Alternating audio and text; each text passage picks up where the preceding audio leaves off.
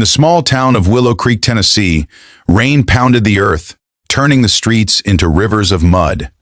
9-year-old Lily knelt in the soggy grass of their backyard, her small hands clutching her brother Ethan's lifeless fingers. The flood had come fast, sweeping through their neighborhood 2 nights ago. Ethan, only 12, had pushed Lily onto a fence post to save her from the rushing water, but he couldn't hold on. Now, under a heavy gray sky, Lily's tears mixed with the rain as she tried to dig a grave with her bare hands, her nails torn and palms streaked with blood.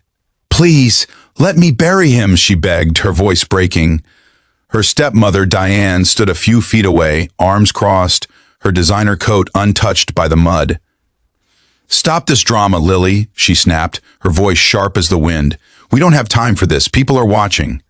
Diane had married Lily's father years ago, after their mother died in a car accident, but her heart was cold, driven by resentment over raising children she never wanted. The neighbors peeked from their porches, whispering about the tragedy but staying back, unsure how to help a girl so broken. Lily pressed her forehead to Ethan's still chest, sobbing, "He saved me. He's a hero." The words felt heavy, like the storm itself. Diane rolled her eyes, muttering about the inconvenience, and turned toward the house, her heels clicking on the wet pavement. Time blurred for Lily. Minutes, maybe hours, until the roar of an engine cut through the rain. A black SUV pulled up beside the sagging picket fence. A man stepped out, his tailored suit soaked in seconds, his face pale as he took in the scene.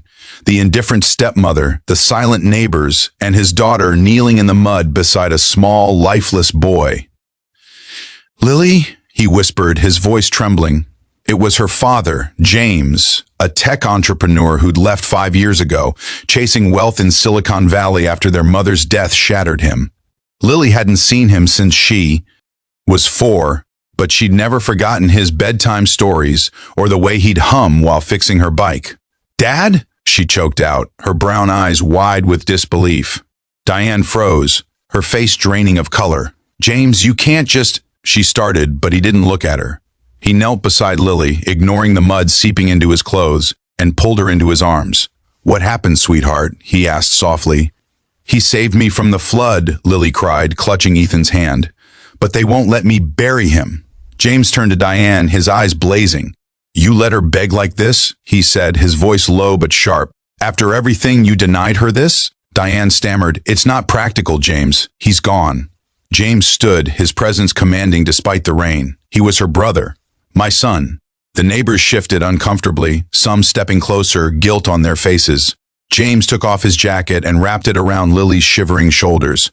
"You're not alone anymore," he said, his voice cracking. He lifted Ethan's small body gently, cradling him like he had when he was a baby. "We'll give him a proper goodbye," he promised. He turned to the neighbors. "Please, help us." A few hesitated, then grabbed shovels from their garages, joining him under an old oak tree in the backyard. The rain slowed as they dug, the ground soft but heavy. Lily knelt beside them, whispering, "Ethan was brave, Dad. He wasn't scared." James nodded, tears mixing with the rain on his face. "He was the best of us," he said.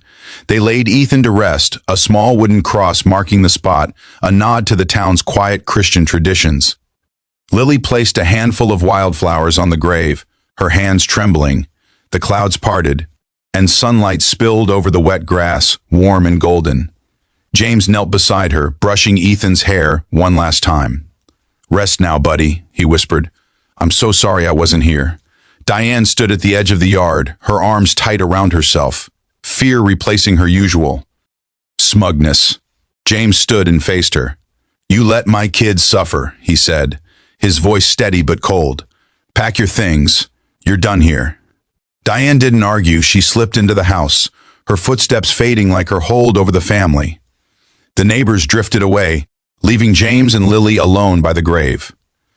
"I missed you every day," Lily said, her voice small as she hugged him. James held her tightly, his heart breaking. "I thought money would fix the pain," he admitted.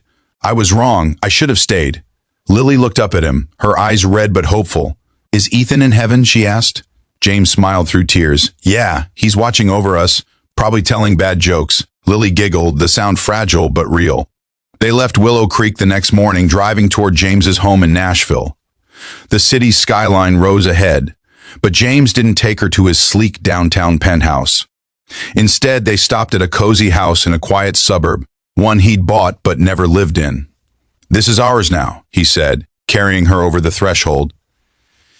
Inside, he set up a small room for Lily, filling it with books, a soft quilt, and a framed photo of Ethan grinning at a county fair. "Can we keep his picture here?" Lily asked, clutching it. "Always," James replied. Days turned to weeks, and Lily's laughter slowly returned. She planted daisies by the window, like her mother used to. James read to her every night, his voice steadying with each story. The pain lingered, but love began to fill the cracks. One Sunday, James took Lily to a grassy hill outside the city, where he was building a community center for kids who'd lost their families. "No one should feel alone like you did," he told her. Lily's eyes lit up. "Can I help?" she asked. "You already are," he said, ruffling her hair. Months later, the Willow Creek Children's Home opened, its walls echoing with kids' laughter.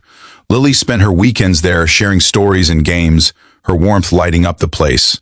James watched her, pride swelling in his chest. He traded boardrooms for this, a life measured by love, not dollars.